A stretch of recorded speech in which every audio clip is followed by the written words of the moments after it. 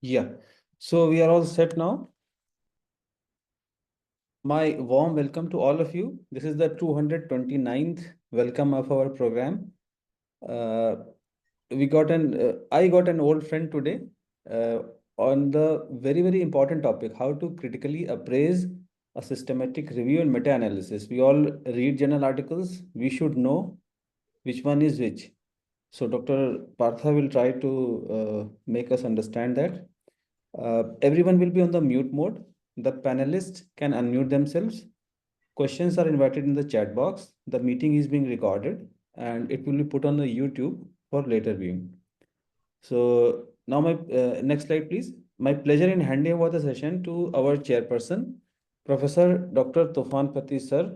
He has been leading this program since the beginning and stabilizing the board. Sir, over to you to make bring in some stability. Yeah, please unmute, sir. Okay. I was muted. Sorry. Okay. Thank you, Dr. Alim. Next slide, please. We have got 5 vibrant moderators with us. Dr. Amrit Patajoshi, who is also the Secretary of IPS. Dr. Alim Siddiqui, the Secretary of Treasurer of IPS. And we have with us Dr. Bishal Chavra and Dr. Shobit Garg. We are running a very good hand. Welcome to all the moderators. And next slide, please. Dr. Sahul Amin. Next, please. Shreya, next slide, please. Dr. Siddharth Sarkar will be introduced by Dr. Siddharth Sarkar. Sir, you will introduce Siddharth. Yeah, is an additional professor at the National Drug Dependence Treatment Center, All India Institute of Medical Science. He has been working in the field of addiction psychiatry and has presented nationally and internationally. He has served as co-chairperson Awards Committee of IPS North Zone. He has served as the editorial board of several journals in the field of psychiatry and is the deputy editor of Indian Journal of Psychiatry. He has managed several funded projects. Welcome, Dr. Siddharth Sarkar. Next slide, please.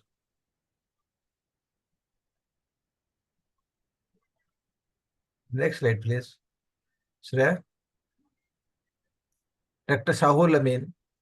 He passed MD from CIP Ranchi, consultant psychiatrist in St. Thomas Medical Hospital, Changacheri, Kerala. Immediate past editor, Indian Journal of Psychological Medicine.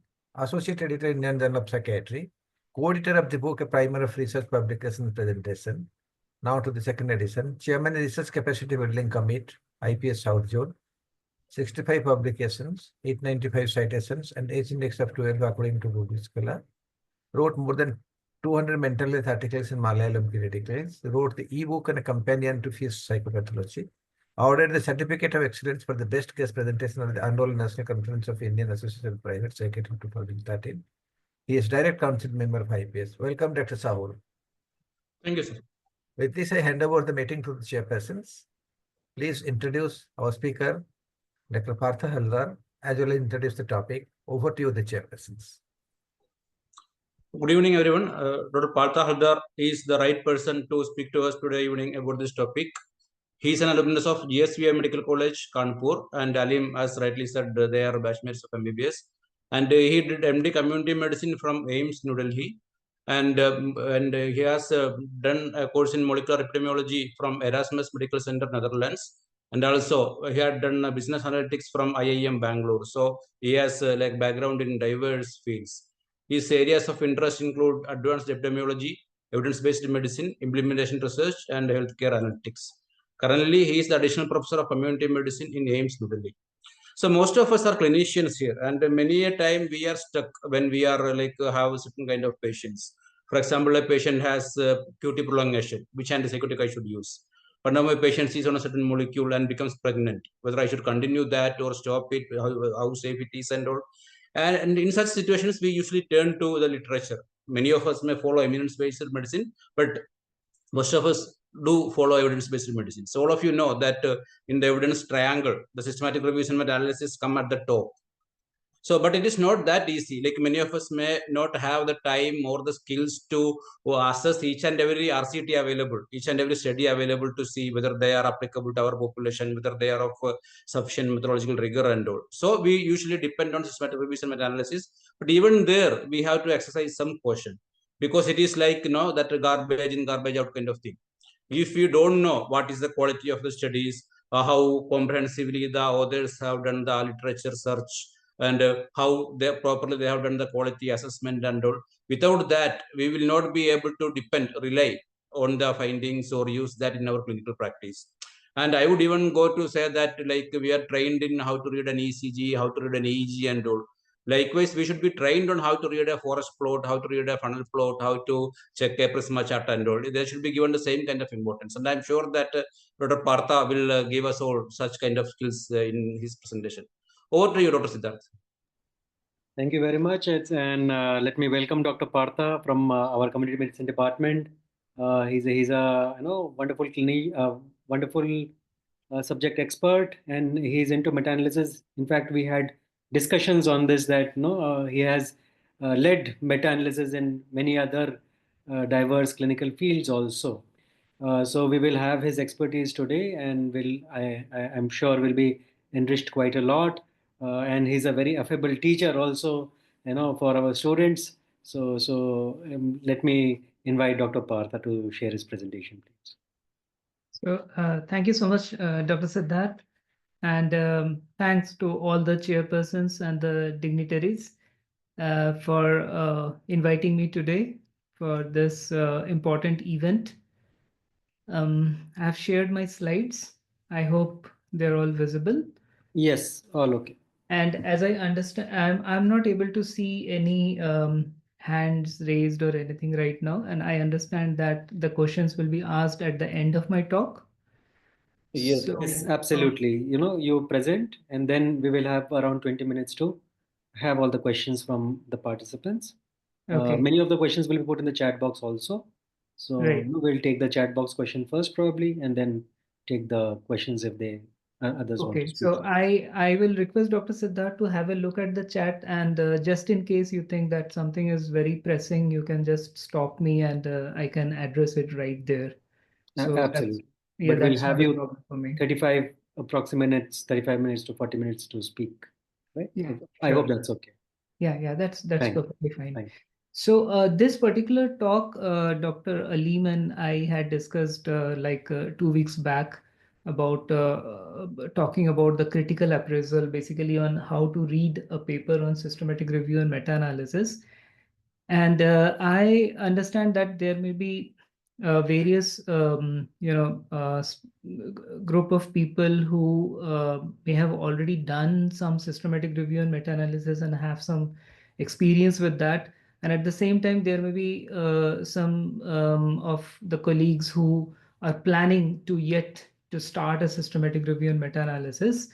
So actually, for anyone who is trying to learn or do a systematic review and meta-analysis, one of the best thing for this particular subject is that there are a lot of materials available on Google. So you just have to search and you will get everything. And I'll also show you a lot of materials which are relevant to this particular topic that we are talking about. So in terms of the source of materials, there is no dearth, and in fact, there is an overwhelming amount of material which is available. And that's where probably some of us who teach systematic review and meta-analysis, we become helpful in a way that we try to put everything in a package for you to start off. Now, here I will be talking about the critical appraisal part, which means that I'm actually not teaching how to do a systematic review and meta-analysis, but I understand that to do a critical appraisal, it is important that I should know how to do a systematic review also. And that's why I have packaged my presentation in a way that I have incorporated some of the critical elements on how to do that, but it's a very drone view kind of a thing, but that will give you an overview of how it is done. And then I will put in the perspective, like what do we mean and why do we need to do a critical appraisal. And as we said, that please note your questions or put them in chat so that we can have a good discussion at the end of the talk.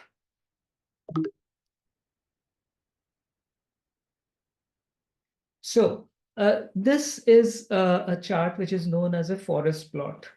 And for some of you who may be seeing these for the first time, just to give you a overview, that these on the row we are seeing the particular study and the year, and here you will see the effect measure, which in this case is a relative risk, where 1 means there was no effect, and each of these bars are showing us the center point is the point estimate, and the horizontal bar is showing us the 95% confidence interval of that estimate.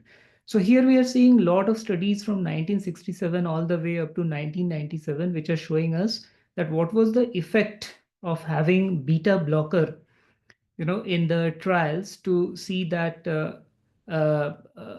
whether that affected mortality among patients who came with myocardial infarction. Now here, if you see that if a line crosses 1, it means that it has no effect, which means that around 19, let's say that around 1990, 1988 or 1990, if we have to look at any particular study and take this decision that whether we should give beta blocker to our patient or not, we will not be much comfortable or much confident. But systematic reviews have a kind of an advantage that they help us to take a decision on the basis of pooling of the studies. So the same information, if we try to look at it in a slightly different manner, where this is a cumulative meta-analysis. So what it means here is that at each time point, which means now on the right side, you see not the particular study, but the year. So at 1980, the number of studies which were available, they were meta-analyzed, like systematic reviewed and meta-analyzed.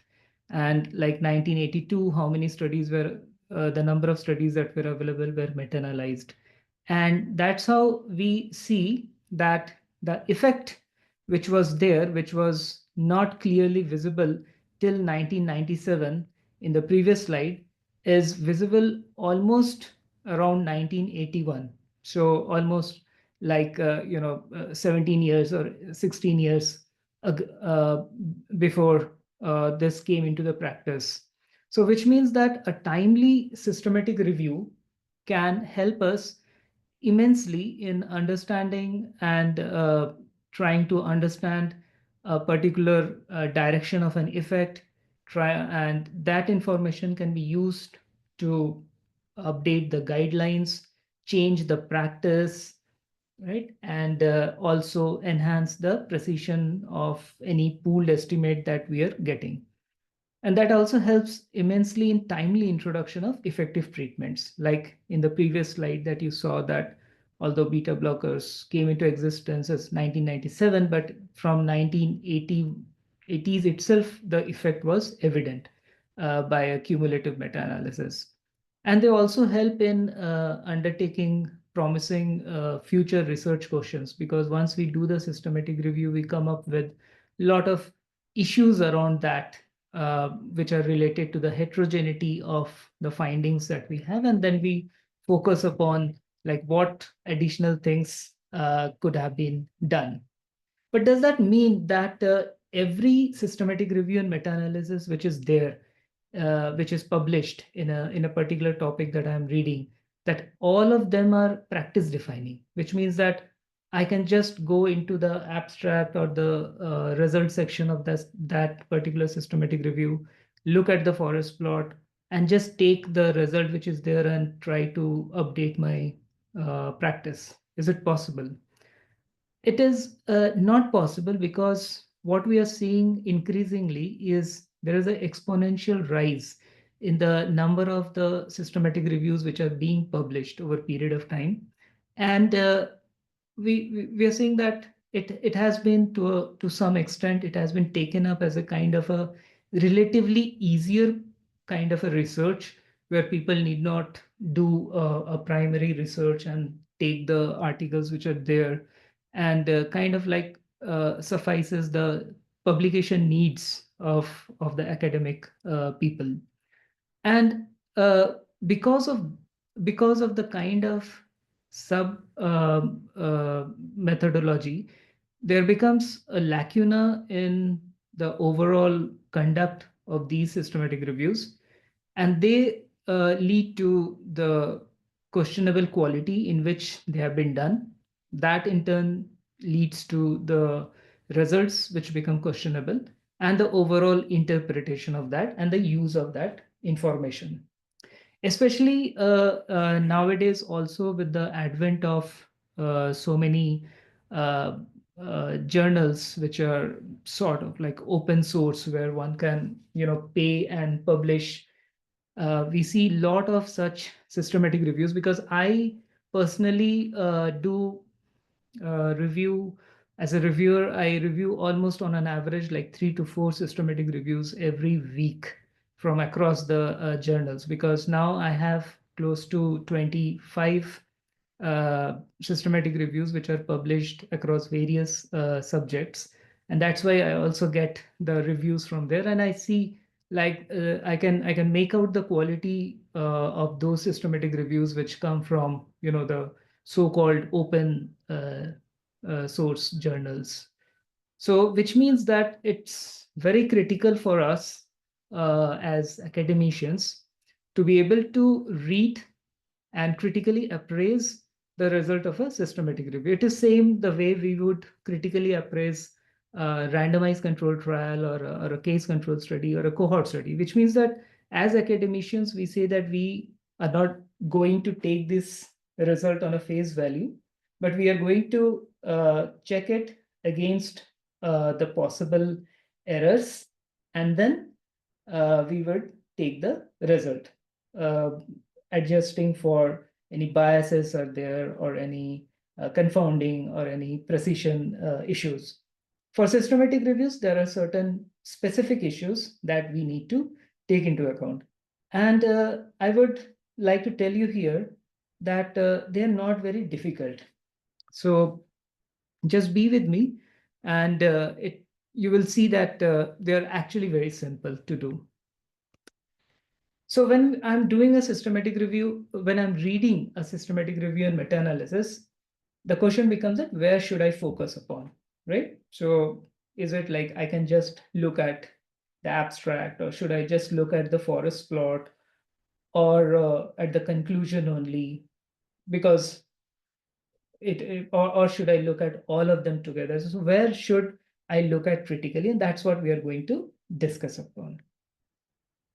So let's look at how to assess the quality of a systematic review and meta-analysis. Now, to assess a quality, we have a lot of tools. So I'll just give you a hint of all the things that are available, so that you already feel confident that the things are present there on the internet and Google. And after this presentation, I'll also share these copies of these some of the tools which are there. But here I would like to differentiate between the tools which you many times come across, because there is a subtle difference between the tools which are available there. They're usually known as the checklist. Now, there are two kinds of checklists which are available. One are for reporting, and one is for the methodological quality. As as a part of the topic that we are discussing today, we are focusing on the right side, that is on the methodological quality. Then what is the reporting? The reporting is for those reporting checklists are used when we are publishing our systematic review and meta-analysis, which means when we are reporting it. Although once you are thorough with the overall methodological details of a systematic review and meta-analysis, you may interchange them, because the reporting checklist will be kind of a indicator for you to look at the methodological quality. But then when you're entering this field and you're doing it in a systematic manner, then it is always good to differentiate between the two. So what are the reporting checklist? The Bible of systematic review and meta-analysis, as many of you already are aware, is Cochrane. So Armitage Cochrane, Professor Armitage Cochrane, who introduced this, on his name, we have the Cochrane collaboration. And then there is a very wonderful book, which is Cochrane Handbook, and it is available online. So if you just Google search Cochrane Handbook, you will get everything, and all the HTML pages, you just search and you go into that particular topic. So you don't need to read the entire book. Depending on where you get stuck, you just go into that handbook. It has everything. Everything means everything. So it also has the advanced level of the meta-analysis, like the network meta-analysis. So everything is there. The second is, again, you must have heard about it, the PRISMA checklist, which is the preferred reporting items for systematic reviews and meta-analysis. As the name suggests, it is a preferred reporting item.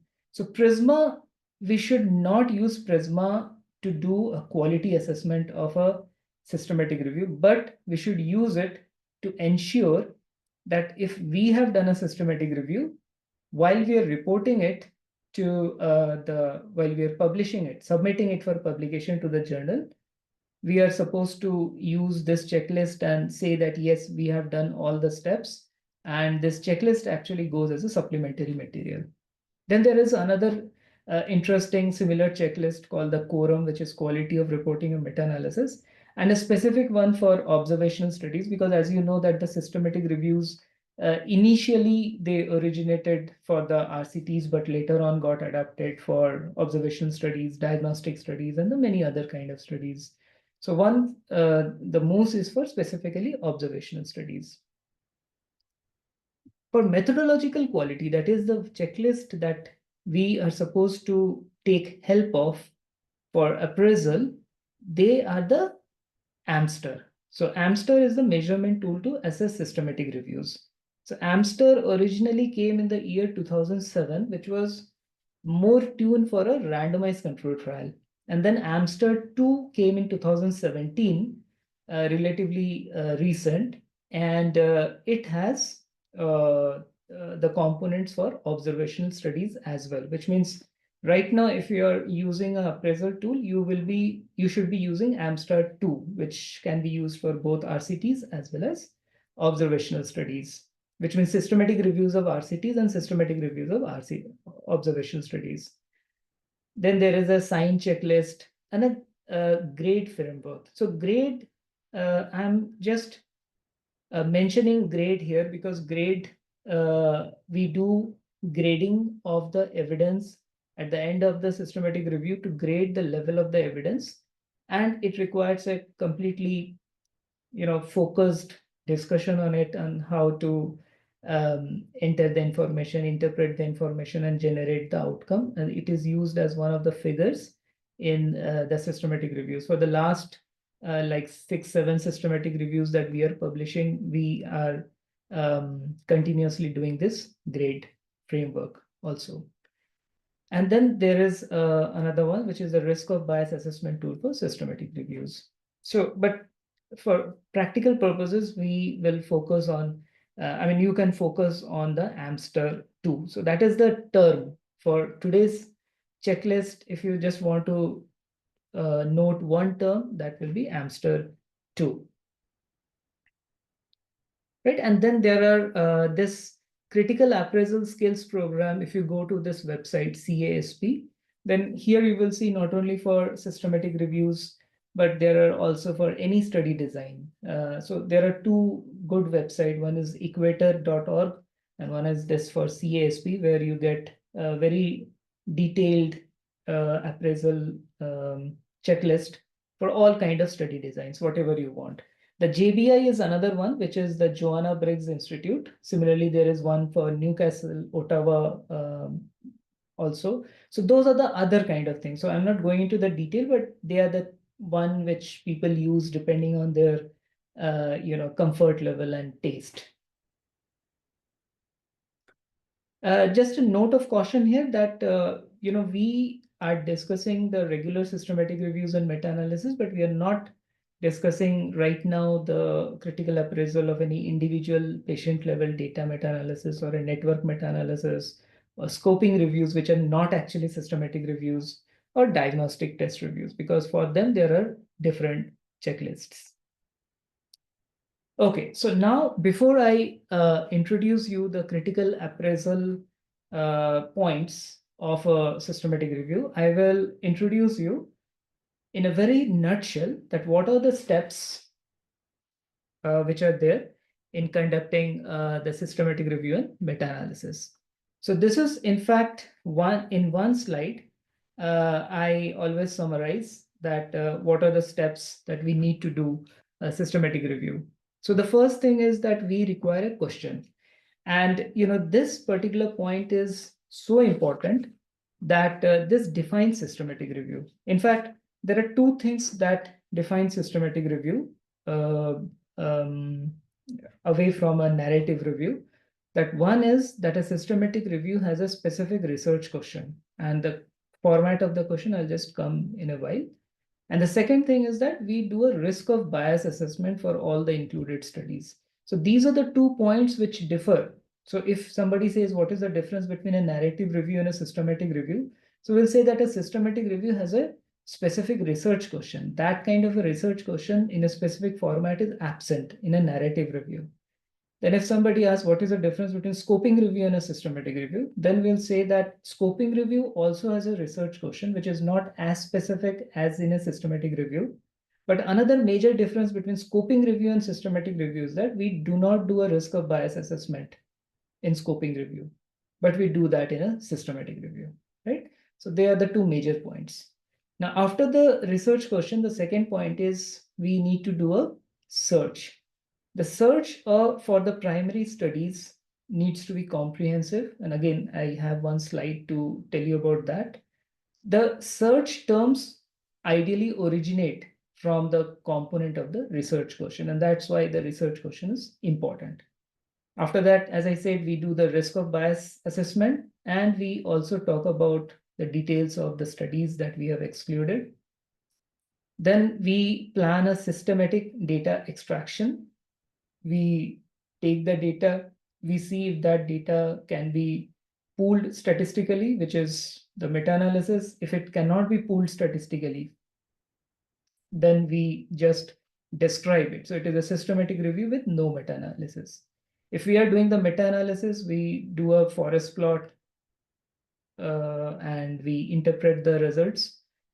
When we interpret the results, you see, one of the things that we have to understand, for example, if I have done one study and I want to repeat that study in the same population, even then, do you think I'll get the same result? It's highly unlikely that my average result will be same.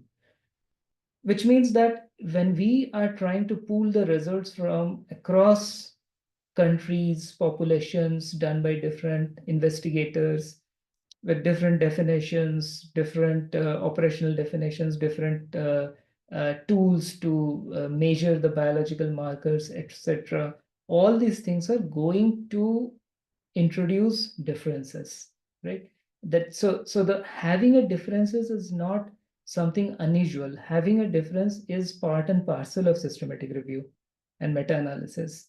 So talking about these differences, the between study differences, which is the statistical term for which is heterogeneity, is one of the crucial aspect of systematic reviews, because anyway we are comparing not only apples and oranges, but within apples also it's kind of different kinds of apples that we are comparing. So we always have to think about that there will be underlying differences which are known as heterogeneity.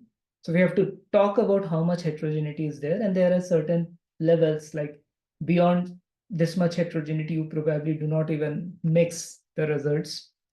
And then we explore that heterogeneity, which is a very critical component of a systematic review. We do either subgroup analysis, or we do a sensitivity analysis, or we do a meta-regression. So these are the 3 ways in which we can explore the heterogeneity. Then we evaluate that, okay, we have we got so many studies and we pooled the results, etc. But is it possible that we have missed some studies yet? And that's where we do what is known as a publication bias assessment. And after that, we write the report using a checklist and we send it for publication. So that's simple for a systematic review. Okay, so this is the structure of a research question. It should have details about the population. It should have details about the intervention or exposure. Sometimes it is for the observational study, they are not the investigator-induced intervention, so we call it as an exposure. There should be detail about the comparator of the outcome and the study design. And sometimes we also say about the time. So it can be either the PICOS or the PICOT. Comprehensive search for the primary studies should include the top one are the must, that is all the general purpose databases like we have the PubMed or Cochrane or Google Scholar, Scopus, Medline. The second is the reference list of all the included studies so that we get a cross-reference of that. And then certain specific databases. For example, for psychiatry, there should be PsycInfo should be checked for. Then other like the nursing literature, like the Sinhal, etc., the Cancer Lit or the AIDS line for the specific databases. Then there are the databases specifically of the systematic reviews. After that, nowadays, a lot of articles are there in the preprint servers. And it's a good idea to also cross-check from there for something which is latest and probably is there. Gray literature, of course, like thesis, dissertation, if access is there, they should be looked for. Sources of any ongoing trials, and then personal communication with experts, authors, etc. The studies should be selected. Selection of the study is always recommended that it should have been done by more than one observer at least. And that too, it should have been done independently. And there should have been strategies to resolve the disagreements. Usually it is resolved by or adjudicated by either it is resolved by consensus between the two observers or it is adjudicated by a third, usually a senior author. And then a very important point is to keep the log of all the excluded studies. So usually we remove the studies after seeing the title and the abstract, but after that point when we have taken the studies whose title and abstracts we thought were important, thereafter we have to keep a log of the excluded studies with the reasons for the exclusion. Extraction of the data again needs to be systematic, that there should be a data abstraction form because apart from the main outcome, there could be secondary outcomes and also some of the additional data which will be used to do a subgroup analysis or to describe, for example, what were the age groups, so average age group, what were the sex distribution, so what proportion were males or females. So that kind of information or the time limit or the year of those studies, so those kind of information requires to be abstracted. So which means that there needs to be a meeting between the authors to decide upon that what are the kind of data that we will be extracting. And I just forgot to mention that, okay, before we do any systematic review, we also write a protocol. And we have to submit the protocol to, there are some databases. Usually the most usual database which is used to submit it is the Prospero. So in the Prospero, we submit it and then we get a number once the Prospero people review the protocol. And that number we are supposed to give when we are publishing our systematic review to say that we had already published a protocol and we have not done a data dredging on our study question. Then we analyze and present the results. So we tabulate the results from the individual study. We examine the forest plot. We explore the possible sources of the heterogeneity. Consider the meta-analysis of all trial or meta-regression, perform the sensitivity analysis, and then we interpret the results, consider the limitation, the publication bias. We talk about the strength of the evidence using the grade, and then consider the applicability, right? So these are the points that are there in conducting a systematic review. And these are the points which we focus upon as part of the quality assessment. So if you see, this is the list which are there for conducting a systematic review. And these are the points. So practically the steps that we are taking in doing a systematic review is aligned very well with the points that we are doing to ensure the quality assessment. So we require a specific research question. So how do we know that a specific research question was there? So there should have been a priori protocol registration.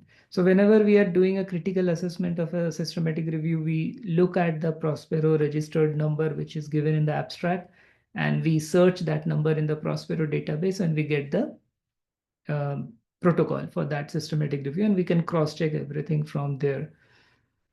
We look for the comprehensive search and the way that search has been done, the quality assessment, and then the synthesis of the result and the risk of bias. Okay, I'll talk about them in detail. So again, we look at that, is the review question clearly and explicitly stated? So which means we try to kind of like decipher, reverse engineer the question to find out that whether there's a P component, whether there's a I and C or O component. And believe me or not, like I have seen while reviewing many systematic reviews that people many times just mess around with this PICO statement, especially when you try to compare this PICO with the primary articles which are there. So many times they may not even match in some of the extreme cases also. So just for an example, this is from one of our systematic reviews which got published. So there are 4 ways in which this question has been given. So okay, this is not an interactive, but I'll just continue to speak. So if you see from the point 1, effect of endovascular therapy in large ischemic strokes, systematic review and meta-analysis, and compare this with the last one. What is the effect of endovascular therapy compared to medical management? So you see that in the first one, there was nothing written about the comparison. Here it is compared to medical management. Then in the first one, there was no information about among whom, but here it is among patients with not only stroke, it characterizes the stroke in specific detail, large ischemic stroke with aspect ratio of less than 6. So there's a correct characterization of the population. And then there is no outcome here. So here the outcome is written, outcome of strokes. So now we can clearly see that this particular research question is in a specific PICO format, right? So yeah, so this was the article that I was talking about. Then again, do you see any difference here? What is the awareness of HIV pre-exposure prophylaxis among men who have sex with men?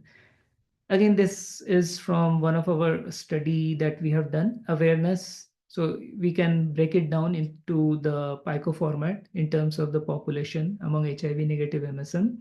The intervention is pre-exposure prophylaxis and outcome was awareness or willingness. But here you see that we do not have any comparator in this study. And these are the studies where we talk about not a relative risk, not a odds ratio, but the probability. And that's why you do not see a comparator here. So these are some of the variations which are there. Again, this is from one of our systematic review with the dental colleagues. Now, this one is what is the level of knowledge of traumatic dental injury among school teachers? Whereas here, when we put it in the PICO format, again, since this is based on the probabilities, we do not have the comparator arm here. What is the status of knowledge and awareness of prevention and emergency management of traumatic dental injury? So this is the intervention, and this is the population amongst school teachers globally, right? So this was the systematic review and meta-analysis of that. Again, one more with the pediatrics colleague here. So what is the efficacy and safety? So these are the 2 outcomes, which means there are actually 2 research questions here of this particular drug compared to this particular drug. So this was the standard of care, and this was the vemurafenib is the newer drug among this is the population, very specifically defined refractory or relapsed cases of the Langersill histiocytosis. So yeah, this was the paper, right? So these are some of the examples that I tried to give to understand that we have to look for the PICO, and many times like the comparator arm may be missing if for a specific study design, but definitely if we are trying to do for a RCT, so all the four need to be present there. The next is where the inclusion criteria appropriate for the review question. Okay, so like here for our endovascular therapy systematic review, so like all these components, they actually define the inclusion criteria. So when we are talking about patients who aged more, so age is specifically given, the NIHS score has been given. So it is not only that we have talked about acute ischemic stroke, we are actually going into the specifics of that. Similarly, for the outcome, the primary efficacy outcome, we are talking about the modified Rankin score 0 to 2 at 90 days, then the secondary efficacy outcome in these. So we will be able to include only those articles which have this particular outcome. And that's how we talk about the inclusion criteria. So which means the inclusion criteria that people have written in the systematic review, if it does not match with the component of their PICO, then again there will be problem. The search strategy needs to be appropriate, which means that, of course, it should be in line with the PICO component. So usually, if you want to see this in detail, you have to look for the supplementary files where the detailed search strategy is given, and you should be able to, at least it is said that at least for one of the electronic databases, the complete replicable search strategy should be given, and if you just copy and paste it, you should be able to get more or less closer to that particular number. Okay, so this is how you see that this is for one of our systematic reviews, and in detail. So actually it should be like for all the OR terms for each of the component of the research question, and they are joined by the AND term. So were the sources that were used to search for the studies adequate, which means practically, ideally, it should be all the available evidence, but practically it is not possible always. But some of the specific things, for example, in psychiatry, so the APA Psych Info should definitely be searched for, right? And many of the gray literature on unpublished studies, it practically becomes difficult to get them, but at least the specific databases should have been included. So this is the one that I have already talked about, so I'm not going into again. Then the risk of bias. So risk of bias is the specific thing about the systematic review and meta-analysis that I have talked about. And then what we need to do is that whether the risk of bias that they have reported is specific for the particular kind of study designs that they have included in the systematic review. That is for the randomized control trial, they should be using the risk of bias tool, which is the ROB2 by the Cochrane. For the observational studies, there is the Newcastle-Ottawa scale or one of the CASP checklist. For the qualitative studies, there is the QUADAS and likewise. Then the critical appraisal, basically the risk of bias assessment of the primary studies, they are again supposed to be done by 2 or more reviewers. So for that, it is usually a line which is written there, and we try to make a guess about it, that whether they have done it or not. So again, this is I'm just talking about it in a overview for you to understand that in bias, in RCTs, we look for the selection bias, basically the allocation concealment, the randomization, the performance bias in terms of the blinding, the detection biases, and the attrition bias. So this is the way the risk of bias, if it has been done, the risk of bias graph should have been generated. So there are like the Cochrane tool for ROB, that is the ROB2 tool, already has an Excel file with inbuilt graph, which provides as an outcome this kind of a graph once the information has been entered.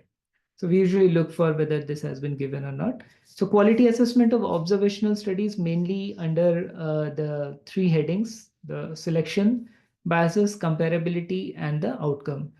The comparability is actually about the comparability of the cohorts, the exposed and not exposed, and in terms of the distribution of the confounding factors.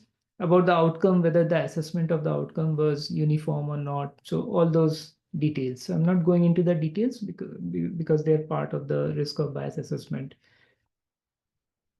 Then again, standardization about the data extraction. So data extraction is supposed to be done in duplicate by two authors independently using a data abstraction tool which has been piloted, which means that when somebody is entering the data, a very simple thing like the same estimate could have been given adjusted for confounders and one without adjusted for confounders. Now, if there has not been a discussion among the authors, some person might be taking the adjusted one, some person might be taking the non-adjusted one.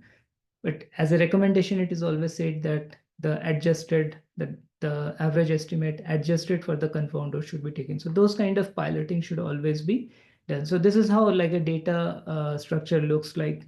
This is from one of our systematic review.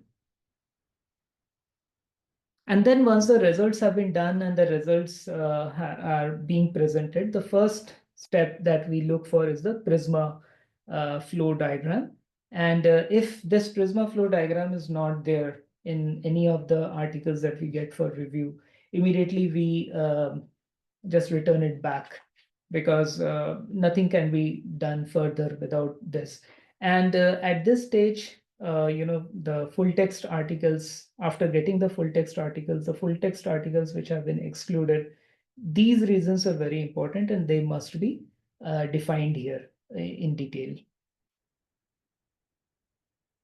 The next thing that we look at is a bit statistical, where we try to look at that as I said, it is a combination of apples and oranges, but it should not be a combination of apples with anything which is round. For example, it should not be a combination of apple and cricket ball and football, right? So that kind of a thing we need to look at, that was it even appropriate to combine the studies? So one of the statistical indicator for that is heterogeneity.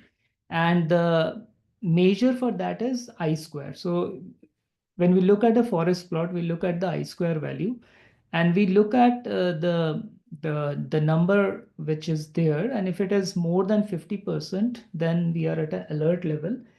And if it is more than 70% or 80%, then we seriously need to think that whether we should even go for a meta-analysis or not, or should simply do a narrative synthesis of the result. And depending on the heterogeneity, we take a fixed effects model or a random effects model. And then they should have presented an exploration of the heterogeneity by a specific subgroup, or a sensitivity analysis by removing one study at a time, or doing a meta regression. So this is a forest plot, and briefly architecture of a forest plot, what to look for in a forest plot. So this is for a RCT. So you see the experimental arm and the control arm. These are the weights which have been given, and you see two weights because this particular forest plot shows the result for both fixed effects as well as random effects. So these are the fixed weights and these are the random effects based on the weight. So the outcome measure which is here is the mean. So the SMD, the standardized mean difference, which is the Hedges G actually, the standardized mean difference has been given here. These things that you see here are the point estimates with the 95% confidence interval, and this is what is depicted pictorially here. These horizontal bar is a 95% CI of the point estimate. The point dot here is the point estimate. The green overall one is an indication of the study size. This particular 0 is the null line of the null effect. If it is a ratio measure like a RR or OR, it will be on the 1. Then this diamond is the pooled estimate of this estimate of the random effect estimate, and the smaller one is the diamond of the fixed effect estimate. This red line that you see here is the one which is asked nowadays by some of the journals. It is actually prediction interval, and it says that if somebody does another study on the same topic, where the result will be. So you see that because there is a heterogeneity, I square of 92%, which is very, very high, right? So which means that although we are getting a point estimate between minus 2.32 to minus 0.6, if a new study is done on this topic, it can actually, the result can fall anywhere between this to this, which is much wider than this. And this is an indicator of the I square, right? And this is the p-value of this thing, which indicates that it is significant. Anyway, we need not even look at this p-value because the I square itself says that it is very high. So this is from one of our published meta-analysis. And you see that we were able to publish this meta-analysis. Again, these are subject-specific things. Although it is a very heterogeneous 92%, we explored, and in my other lectures, I actually explain how we explored this one. But this is a rare event, and so that's why it was published. Now, I also talked about the publication bias, so people need to give a detail about the publication bias. There are three ways in which the publication bias details are given. The usual one which you have come across is the funnel plot. The statistical tests are either the Beck's test or the Eggers test, but for both of them, at least 10 studies are required. So many times people do it with less number of studies, which is wrong. And if there are less number of studies, so there is a method called a trim and fill method, which people can use. So for both Beck's and Eggers test, significant test result means that there might be publication bias. So this is the funnel plot which we are seeing, and we expect that there should be some studies here at the bottom, which indicates that these are the small studies which had, varied effect.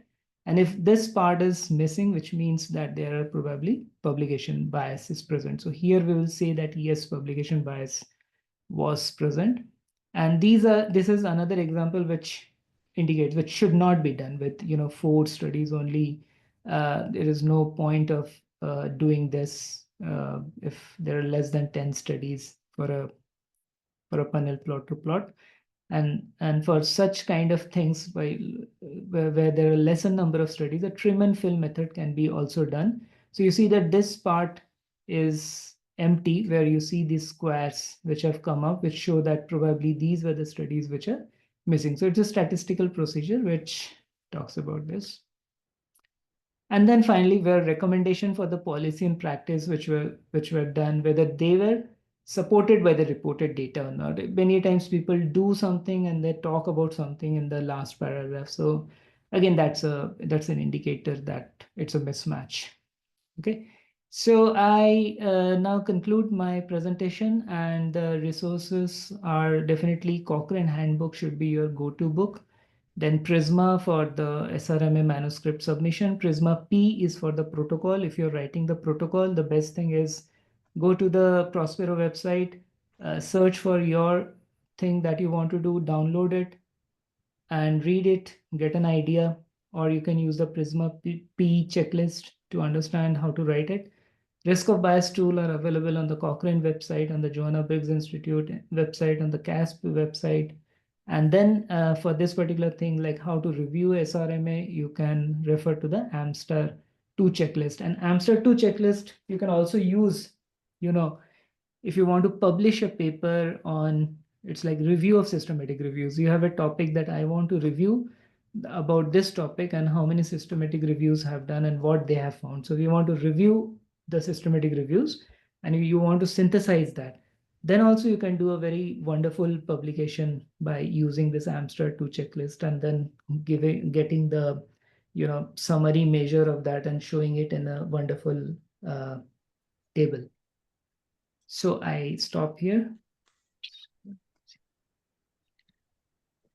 Thank you, Dr. Partha. Already congratulations are there in the chat box. So from us also, a worthy delivery as told to us. Yeah. So over to chairpersons now. for their opening remarks, and the questions are invited in the chat box. Whatever problems you are facing in meta-analysis and systematic reviews, you can please ask our expert. Over to chairpersons.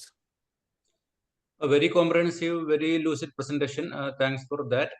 Like from Indian psychiatry perspective, he said that there are lots of sources. One of the best sources for us is an article Andrede sir wrote in JCP some years ago on how to read a systematic review and meta-analysis, how to read a score spot and all. I will share it in the chat just now itself. Now I will also have a query. Like you told about the cumulative meta-analysis, and like years ago, maybe 10 years ago, it has been shown that one of the agents that is being studied is actually superior. So after that, to do further studies on the same topic, is it actually worth it? Is it ethical? Or whether the research should have already stopped by that point in time on that particular topic? Maybe something more refined would have been okay. What is your opinion on that?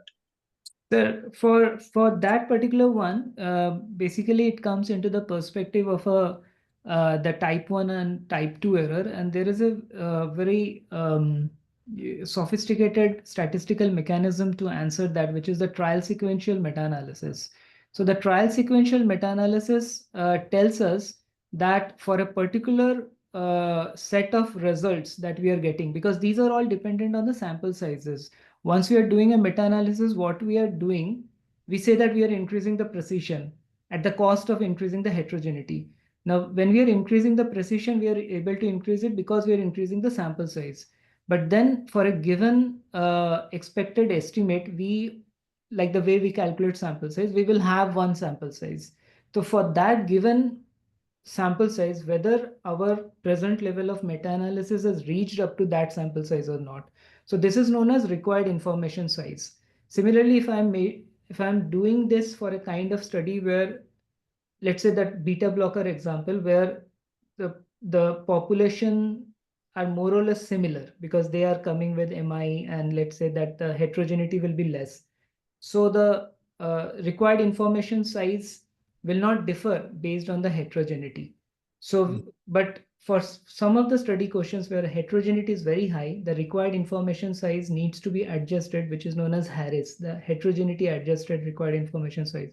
So taking all those things into account, we can plot a Z curve based on the studies that we have as of today, on the number of studies against the sample size that is required to be reached and the sample size that we have already reached. And we plot that line, and we can say that whether any further study is futile in this particular topic, because whatever we do, whatever result we have got is the final one, or we say that yes, the significant result has already been reached and it has crossed the required information size, so we can again stop. Or we can say that if it is between these two, then yes, some more studies required to be done. So yeah, so basically trial sequential meta-analysis. Thank you. Over to you, Siddharth. Okay, let's take up the questions now, right? Dr. Partha, Yeah, a few sure. quick questions, right? Sure. Can we make changes to the research question after registering in Prospero? Is it allowed? Okay, so let us say that it's a very complicated process to do that, and because technically it is possible, you can resubmit it to them, and we should pray that they should give us time again to look into that, because it is managed by a university, and so those people are looking into it. But I would say that it is always better to do the back. So whenever we are doing a systematic review, it is not the way I have listed the thing. Like I finalize the research question and then I do the search. It is back and forth. So I actually do a quick and dirty search based on my preliminary research question to get an idea of what are the kind of articles. And definitely I'm doing it where I'm already working. So I have some idea about what is the latest, or let's say our latest RCT has come and we want to do work on that. And then we go back and we finalize our research question. So this background work will actually prevent you from, even needing to go and change the research question. Partha sir, do we register? Is it mandatory to register in Prospero? Yes, yes, it is mandatory to register, because it is, as I said, that whether there was a priori question or not. Let's say that I had primary question and I also had secondary outcomes. And once I did my meta-analysis, I found that the sixth or the seventh secondary outcome, they are showing a kind of significant pooled result. And then I restructure my entire method write-up in a way as if I was trying to look into that. But that is wrong, because that's what we call as false positive. So to have a break against that kind of a data dredging, the reviewer would always like to cross-check that whether this particular thing was submitted as a, I mean, it was committed or not, that this is what we wanted to see. And how to actually like streamline the clutter, because mostly every few months there is one meta-analysis which is coming up on related topics. Yeah. And then once we do a review or start a preparation or write a paper, so we can see last couple of years, 5, 6 meta-analysis have come up. And everyone has done risk of bias analysis, the funnel plots are there. So they have done most of the things, questioning the heterogeneity. So whether like from layman perspective, layman clinician perspective, then how to select which one is better? Because many would have excluded the studies which the other group has included. So I hope that you're understanding what I'm trying to ask. You're asking from the editor's perspective, reviewers? No, no. Or Let me as rephrase a that reader? question, Dr. Shobet. Yeah. If there are 5 meta-analysis available, right, on a particular topic, which to believe in? Okay. So that's actually the one that you do the critical appraisal as I suggested right now, and go point by point. And you will find it very clearly that there are stark differences. Like if they are telling the truth, then the one thing is that they should all more or less match. If they are the same studies and they're pulling the result, and in terms of the heterogeneity, that there should be some sort of matching between them. And otherwise, if you just go through these steps, you yourself will understand, like, and also there are, I mean, in addition to this critical appraisal that I just discussed about, there is another sophisticated mechanism, which is the grade, which is the grading of the evidence. And the grading of the evidence further, enriches us to look at it in terms of the inconsistency, the direction of the result, the precision of that. And thereby we can ourselves look into it and say that what is the level of the evidence that we are getting, because all of these are finally tools for decision making. So whether you make a decision with a 100% strong result, or you make it with sub 100% kind of a result. And relatedly, any softwares which can help us data extraction, like Covidence, I came to know. Yeah. So there are many such software. Covidence is not actually for data extraction directly, it is for management. So we also have a subscription of Covidence and we have been using it. So the best part of Covidence is the management when multiple authors are working on it. So and that is available through the free Cochrane Revman software also. The same kind of thing is available. Which is there. But nowadays, like, people are also coming up with the AI-based softwares, which proclaim to extract the data directly from the articles. But we haven't seen, like, there are some of the trials have been done using the AI based things, but we have started one work to replicate a few of our studies to see that how we can replicate exact result by using the AI tool, and we are working with the AI provider for that. But as of now, I don't have much knowledge that how much it actually replicates and gets the result. Okay, and so like someone has shared size space. Any specific names you can share for the audience, sir? Like For what? AI based. Like, Yeah, AI based, I can say that, yeah, somebody has written the Rayan AI software also, it is there. And there is one more specific AI based one which is there. And I'll just remember it and I can talk sir, about it. Revman is, I suppose they have not made it a paid version. I think it's not. Shaul sir, is it? No, I don't Revman know. is- I'm not familiar. Ryan has a paid and free versions. Like Yeah, for most so purposes, the free version is sufficient. Rahman, I'm not familiar. so Laser AI is the one that's the latest one which they are proclaiming, and we are actually working with them. Okay, sir. Yeah. Sir, when we do this three sub-analysis which you shared, that Yeah, subgroup subgroup analysis, and sensitivity and meta regression. just, sir, simplified for the audience. Yeah. So basically in subgroup, we are trying to see that the heterogeneity, if it can be explained by that the difference which is because of a particular characteristic, for example, male and female. And if I do the same pooling by gender, then probably my heterogeneity will come down. Or let's say by a particular age group, young and let's say old, or a particular region by geographical region, for example. So that those are the things which we call it subgroup analysis.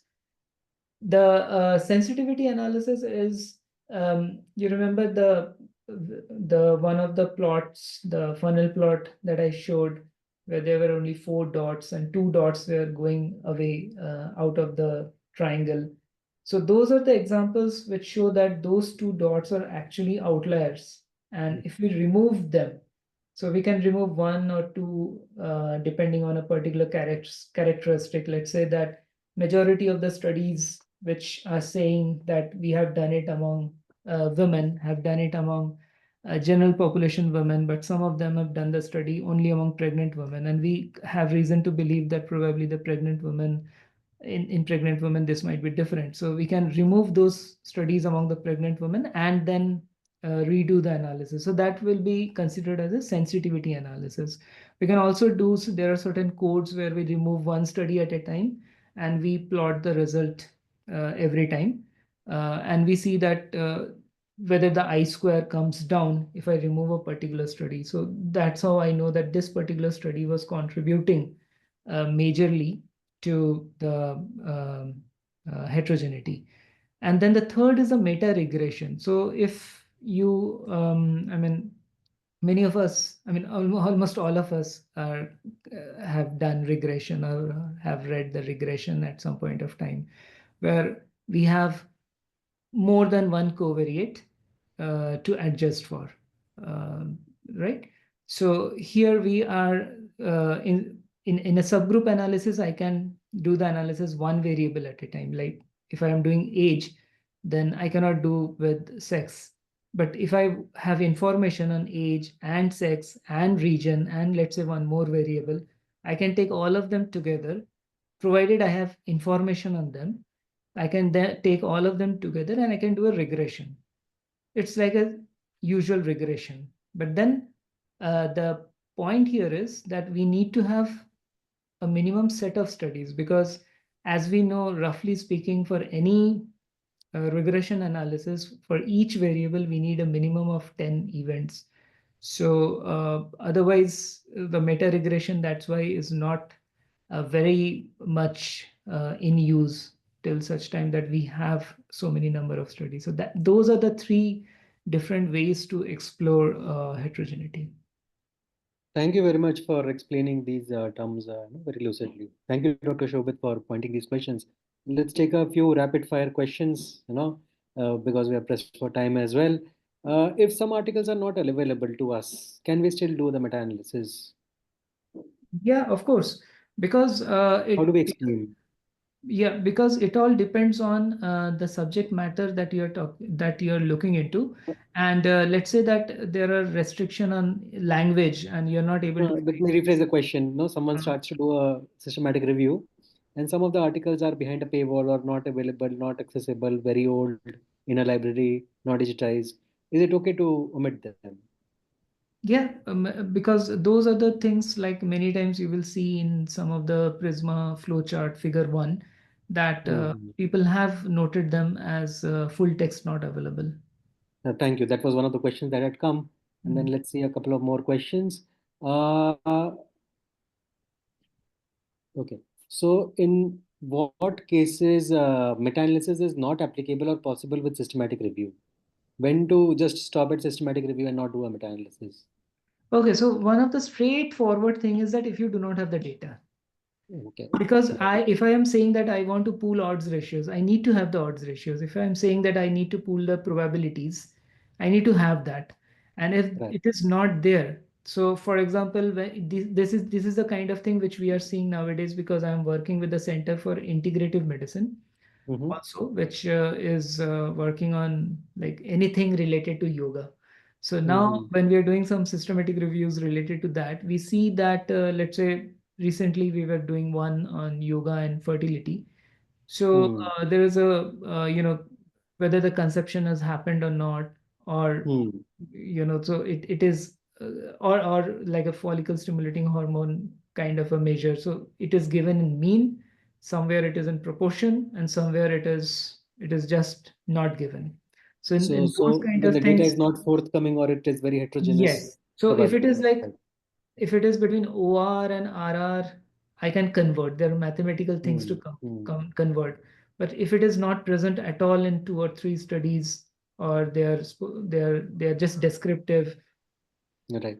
it mainly happens in comment on- upcoming areas. So then we cannot do meta-analysis. We have to stop it. And the third reason when we cannot do is that if the heterogeneity is very, very high, let's say 90% or higher than that, it's a really challenge to convince the editor to publish it. Okay. Which plot is better for efficacy, funnel plot or forest plot? Yeah, so there are two purposes. The funnel plot is for assessing publication bias, and forest plot is to show the pooled effect. So efficacy, let's take it as forest plot. Great, thank you. A quick comment about softwares for doing systematic review. Ryan, anything apart from Ryan you like to? Okay, so when we are doing, talking about software, there are two things. One is the analysis part. Like if I'm doing a network meta-analysis or trial sequential meta-analysis, or I'm running too many analysis at one go, I need coding.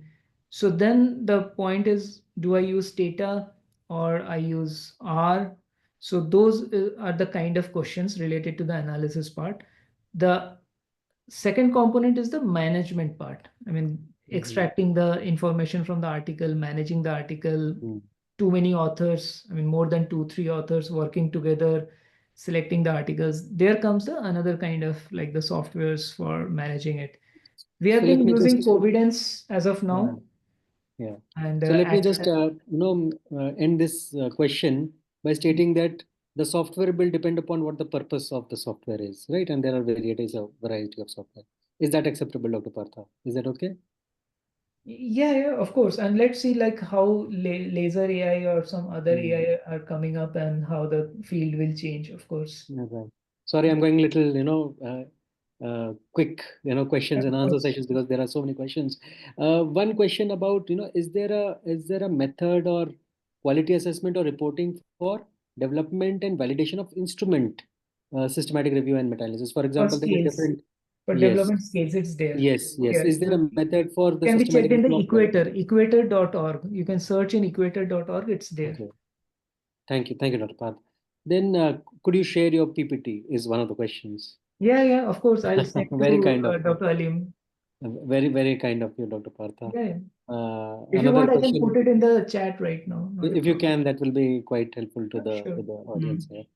And yeah, if sample heterogeneity exists, what is the criterion for going between fixed effects and random effects model? Okay, so between fixed effects and random effects, the assumption is that fixed effect says that whatever number of studies I have in front of me, let's say I have 5 studies. So I consider that these are the only 5 studies that are there in the universe. And the point estimate is somewhere an average of these 5 estimates, these 5 studies. So I will do a inverse variance weighted, not a simple weighted, not a simple average, but an inverse variance weighted average of the 5 studies. But in the random effects, what I say is that these studies are actually, there is a lot of difference between the studies because heterogeneity is between study differences. In other words, it means that the studies are coming from different population. In other words, it means that let's say that I have 5 studies. So they are just random occurrences of all the possible studies in the universe. So that's why these 5 studies are just random occurrences. I need to get a standard deviation of these estimates, which is the tau square you see in the forest plot. So that's why whenever we expect heterogeneity between study effect, like I can see the study population, I can see the methodology, I can see the assessment method, I can see the outcome assessment method, so all those things will give me an idea that there has to be heterogeneity. So those are the reasons when I will be going for a random effects model. So is it a impression or can we fix it on a pin it as a criteria somewhere? No, that is like I'm saying that before doing the meta-analysis, because I can do, because these are the softwares. If I select FE, if I select both, it will give me both. All right. Okay. So practically what we do is we select both, we see the heterogeneity, but from domain knowledge and from reading the article, we already know that there will be heterogeneity. So we have to select the random effects model. Thank Like you. some Thank of you. the studies which we did in dental, and they were like some sort of X-ray they were using to measure the differences in the some pulp in the teeth. Now, for that kind of a thing, whether they're doing it in India or abroad, there's hardly going to be any difference. And we actually got a heterogeneity of 0 in those studies. So we use fixed effect and we published it with fixed effects model. Thank you. Does it depend upon the outcome measure also? Supposedly, we are trying to see an outcome of an intervention in depression, and we are using different tools. Every study use a different tool or scale to assess depression. So we'll use fixed effect or random effect, sir. There we have to use random effects, and we have to describe in the description part of the narrative synthesis in the systematic review that this is a major reason for the heterogeneity. For these things, you will see that the outcome measure was different. I mean, the tool was different. So you're bound to get like differences there, which is between study difference. So we will use random effects. Thank you, sir. Couple of more questions. How important it is to use controlled vocabulary and keywords in search strategies. So how important are the keywords in search strategy? Very important. Very important. And keywords are mapped to the PICO component of the research question. Thank you. Thank you, Doctor. Couple of last 2 questions. Let us take how to appraise qualitative systematic reviews, the one without meta-analysis. There are the quadas. I didn't go into that. There is a tool called quadas. So that's what is used for that. Great. Thank you. And while doing a critical analysis of systematic review meta-analysis, what to look critically in the discussion section. Now, other things are done. Now, what to look for in the discussion? The discussion section. In the discussion section, we look for how they have discussed the heterogeneity. That's one of the most critical point that we look for. And the second is that whether they have talked about the direction of the result rather than the point estimate of the result. Because we want to know that in general, on an average, if this particular drug, let's say about RCT, if this particular drug is given, so out of 1,000 people, how many people will be benefited compared to how many people will be harmed? And if we can get this balance, then the decision maker can take a decision. So whether that has been discussed or not. So just before moving on to comments from concluding comments from our other chairperson, Dr. Shahul, there was one question. Let me just quickly answer that. Does meta-analysis include any appropriate relevant studies that may have negative outcomes? The answer is yes. And to Dr. Shahul Amin now, and then to the organizers. Thank you. Okay, thank you, Dr. Partha, for an excellent erudite presentation and clarifying our doubts. Thank you, Dr. Partha. Thank you, sir. Okay, thanks, Siddharth. I will continue that answer. That is why you look for the publication bias. That is why you search for grey literature and all, because there you may have studies that have negative findings. So that is how you give the more valid information to your readers. So thanks everyone. A very good presentation and also very thought-provoking questions, very comprehensive, very informative discussion. Thanks to the organizers, thanks to the speaker, thanks all participants. Good night. Over to you, organizers. Ali. So Dr. Partha, it's a request if we can have one session on how to do it. that I was coming to. Because we have So, a very had a difficult, wonderful very short span of time, but why not have one of your own sample and just how you did it? yeah, sure, I can do that, not a problem. But usually what happens is that 1 hour is a very small time. And for these kind of things, it is always better to be face to face with the audience, I mean, with the students, so that I'm able to see them, they're able to see me, and I am able to understand that whether they're understanding or not. And another thing is that if people are doing it, then it is, I mean, more useful to teach who have already started it, or at least thinking about starting. At least they have a research question, broad research question, so that that can be started upon. But yeah, definitely. I mean, this Partha, can. we'll do one in Lucknow then. I'll call you to my college. Of So- course, definitely. Yeah. So I just went to BHU also, like couple of months back. Saurabh is there, so I went there. Dehradun calling, sir. Sure. yeah, sure. So thank you so much. It was really nice, wonderful, quite thought-provoking, I say. So how to do, I think, is the next step for us now. Yeah. How to read, we have got an idea, and how to Right. do. So that is a now. Tufan sir is not there, so I think over to Amrit. Amrit. Yeah, thank you, Dr. Partho. You and Alim coming from the same college, it's unbelievable. This- your knowledge of statistics and Alim's, ignorance of statistics are, brilliant. It's two poles apart, but I appreciate your coming and Heterogeneity. speak the heterogeneity. So, but congratulations, you made it so simple. What Dr. Shaul and everybody has echoed is we need more practical, demonstration. And I think online 45 minutes, 50 minutes is not good enough. But you have made us think that it can be, it can be, we can learn all these things and we can master all these things. And we need good teachers like you, Dr. Shaul, to help us in this. And I think I'll request Alim to maybe call you in the next with CME or any good program and make a workshop on this. Yes. I think that will be much better than Do that. and we can have regional workshops on that also, because this is the most important thing.